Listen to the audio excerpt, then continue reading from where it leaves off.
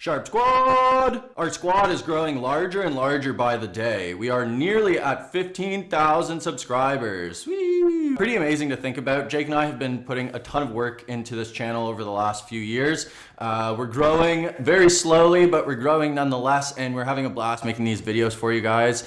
So thank you all so much for your support. As a token of our appreciation, we are doing a giveaway for our 15,000 subscriber special. In today's video, we're going to be souping up a Moritaka AO Super Nakiri in 165 millimeters. We're going to be doing some little polishing, reshaping the edge geometry on this Nakiri, doing some other little bits and bobs that will just elevate this knife to the next level. And then of course, I'm going to be making a very special handle, showing you how we go about making them and how to install them. And we're going to be giving this knife away. Make sure to watch through the whole video. We're going to sneak in a little sneaky spot there where you'll find out how to enter the giveaway. So make sure to watch through the rest of the video to find out how to win this beautiful knife. So without further ado, let's throw it over to Ben and see what he's gonna do to this Nakiri to make it extra special for you guys. Quick disclaimer, guys, for this giveaway. We will only ever contact you through our official YouTube channel. So you will not get a message from us from WhatsApp or Telegram or any other form of communication. We will only announce one giveaway winner. It will come directly from us and we won't ask you for any money. Hi guys, Ben here. Today we're working on a Moritaka Nakiri for our 15,000 subscriber giveaway on YouTube. Because this was a brand new knife, there wasn't too much to do to it. What I really focused on was kind of easing the shoulder above the bevel and just kind of transitioning that a bit nicer into the rest of the knife with a little bit of thinning and removing some low spots. I started on a Shapton 120 grit stone, moved to a Nanohone 200, followed by a Nanowa Pro 400 and 1000. Little dog pet and break in the middle there. And then I was just playing around with some natural stones, getting everything looking nice. And I used a Natsuya, Eizu, and 2 different Suita. Not too much to say or anything really special being done on the stones here, just working it out and trying to remove scratches as I work my way up. So after everything was finished up on the stones, I decided to clean up the spine and choil of this knife as well. I started by knocking the spine down on a 180 grit belt just to kind of break the corner and rough it in a little bit, and I followed that up with a progression of sandpaper and finished it with a strip of suede and some diamond paste. And for the choil, I just used a new sandpaper holder that I got that's nice and round and holds it in there. So just broke the corner on that just like the spine, and then worked it up with the sandpaper, got it nice and smooth, and finished with the suede and diamond paste as well. Now I'm going to send you guys over to Gage to put a new handle on this. In order to win this giveaway, we need to know that you are going to do a good job of taking care of this knife. We put a lot of effort into it, so we want to make sure that whoever wins gets years and years of use out of it. So in order to win the giveaway, you are going to like this video, subscribe to our channel if you haven't already, and tell us what grit you're going to finish sharpening this AO Super knife on. That could be a 1,000, 3,000, 5,000, 60,000. Doesn't matter, we want to hear from you. What final sharpening stone would you use on this AO Super Nakiri from Moritaka? Back to the video. All right, so step 1 is picking out all of our materials. I got this cool piece of walnut, piece of maple burl that's been double dyed, some G10 in gray for the liners, and then this cool piece of blue acrylic material for the spacer. I'm gonna cut everything down. I've got most of it cut already, but we'll cut the G10 and put a little slot in our dowels for our knife's tang when we're ready to insert it. Once everything's cut up, we're gonna mark the center on everything and start drilling some holes.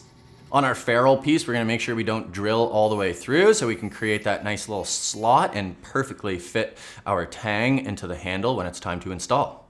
Once all of our holes are drilled, our dowel is cut to the correct length. I'm gonna quickly just make sure everything fits up nice before I glue it up. And once I'm sure everything is looking and feeling good, everything's nice and straight and square, I'm gonna mix some epoxy up and glue this all together. I like to use my little sanding stick to keep everything straight when I'm clamping everything down. Things have a tendency to sort of move around, so keeping everything square is gonna make things helpful when we sand things down, so I keep that in there as I'm clamping everything down and then remove it once we're all clamped up. Okay, it's the next day and we're ready to start sanding. I'm gonna start on an 80 grit piece of sandpaper. I like to turn it into a rectangle first and then knock down all of the edges to create that octagonal shape. And then once we've got our shape, it's just a matter of sanding down and polishing until we've got the desired finish on the knife. So after that 80 grit sandpaper, I'm gonna move to a 240 grit, then to a 320, then to a 600, and then a 1000. After that 1000, we should have a relatively nice shiny finish to our handle. So that'll be it. The only thing I'm gonna do after that is apply a little bit of board conditioner, which is beeswax and mineral oil, to give this handle a nice shine to it. Now it's time to do our install. This is gonna be the easiest part of the handle making process. I have cut up a couple pieces of glue stick here into these little discs that fit nicely into the hole where our tang is gonna go. I'm gonna gently heat up the tang of the knife. We don't wanna go too hot. Normally when you're installing a handle, you wanna get it red hot so you can get the tang of the knife into the handle nicely. But with the handles that I make, if we get them too hot, they'll crack apart, the epoxy will separate. So just hot enough to heat the glue up, and then we're just gonna insert the tang into the handle. Give it a couple quick knocks on the table here to make sure it's nicely in there.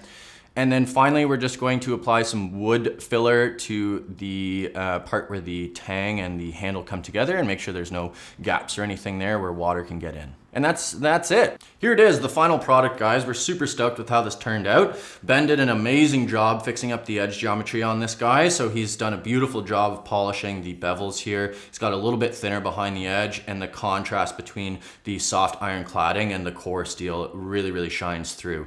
He's sanded down the spine very nicely and sanded down the choil. I think if I had anything negative to say about Moritaka's knives is just that they can be a little bit sharp around the spine and in the choil here. So those are all sanded down. It feels great in the hand. And we've got our beautiful custom made handle on it.